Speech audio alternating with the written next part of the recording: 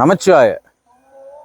நம்ம இப்போ இருக்கிறது வழுவூர் என்று சொல்லக்கூடிய வீரட்டானேஸ்வரருடைய ஆலயம்.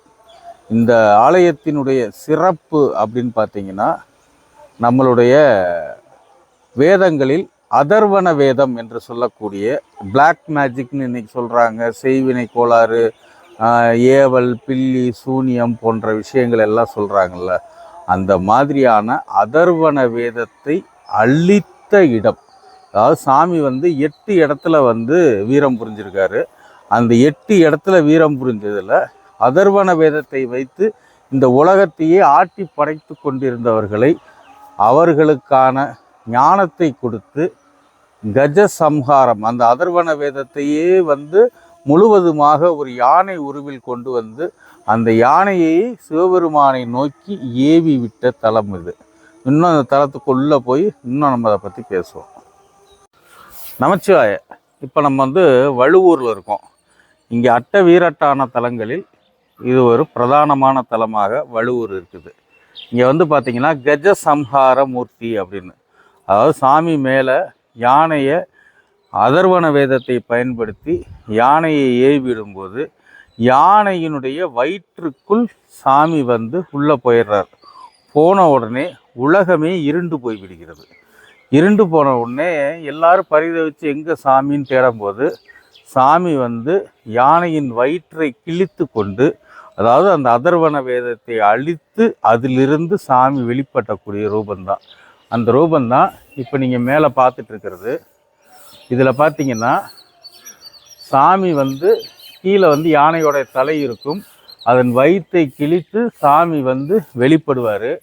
இவரை எங்கே காணோம்னு சொல்லி அம்பாள், முருகன் இடுப்பில் வச்சுருப்பாங்க. அம்பாள் சாமியை எங்கன்னு தேடும்போது முருகன் சாமியை சுட்டி காமிச்சது இங்கே இருக்காரு அப்படின்னு சுட்டி காமிச்ச இடம்தான் இந்த வழுவூர். இந்த வழுவூருடைய இன்னொரு மிகப்பெரிய சிறப்பு என்னவென்றால், இந்த வழுவூரில் தான் ஐயப்பன் பிறந்த ஊர் அப்படின்னு பார்த்தீங்கன்னா வழுவூர் தான். ஏன்னா பிச்சாடன மூர்த்தியாக சாமி வெளிப்பட்டதும், மோகினி அவதாரமாக பெருமாள் வெளிப்பட்டதும் இந்த தலத்தில்தான். அதுவும் இந்த அதர்வன வேதத்தை அழிக்க வேண்டும் என்பதற்காக பிச்சாடன ரூபமாக சாமி வெளிப்படுறாரு. மோகினி ரூபமாக இந்த பக்கம் பெருமாள் வெளிப்படுறாரு. இந்த இருவரின் சக்தியும் சேர்ந்த போது அதிலிருந்து உருவாகிய சக்தியாக பிறந்தது தான் இன்று நாம் வழிபடக்கூடிய ஐயப்பன் என்று சொல்லக்கூடிய சாஸ்தா.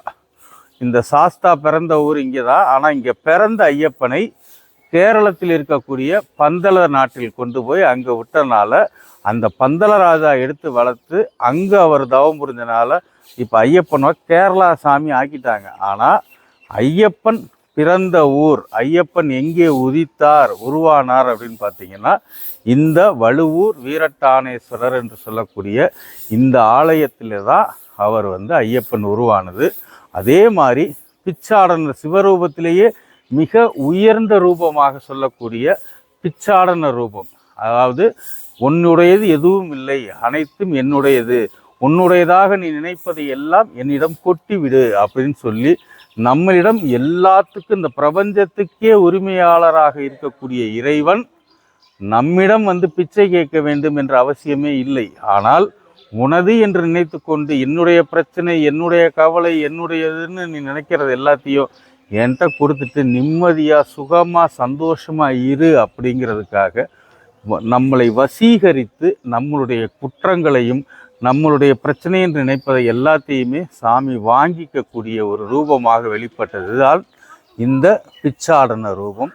அதே மாதிரி இங்கே இருந்த அந்த அதர்வன வேதத்தை பயிற்றுவித்து அதன் வழியாக இந்த உலகத்தையே ஆண்டு கொண்டிருந்த அந்த முனிவர்களை வசியப்படுத்துவதற்காக, அவர்களது எண்ணத்தை சிதறடிப்பதற்காக பெருமாள் மோகினி அவதாரமாக அவர்களை மயக்கி அவர்களை அந்த வேதத்திலிருந்து வெளிப்பட செய்து, என்ன வேதத்தில் இங்கே பார்த்தீங்கன்னா இன்றைக்கி வரைக்கும் சிவபெருமான் கட்டியிருக்க புலித்தோலாக இருக்கட்டும், யானையினுடைய தோலாக இருக்கட்டும், கையில் இருக்க சூளமாக இருக்கட்டும், மழுவாக இருக்கட்டும், எல்லாமே இங்கே இருந்த அந்த முனிவர்கள் அதர்வன வேதத்தை பயன்படுத்தி சாமி மேலே ஏவி விட்டது தான்.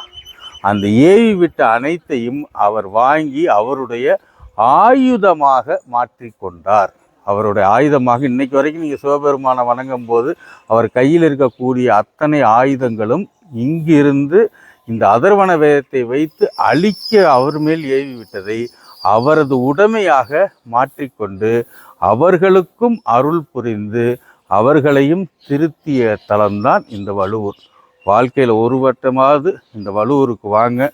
நீங்கள் சிதம்பரத்தில் ஒரு பாதத்தை பார்த்தீங்கன்னா அடுத்த பாதத்தை இங்கே வழுவூரில் நீங்கள் கண்டிப்பாக பார்க்கலாம். மிகவும் ஒரு அற்புதமான தலம்.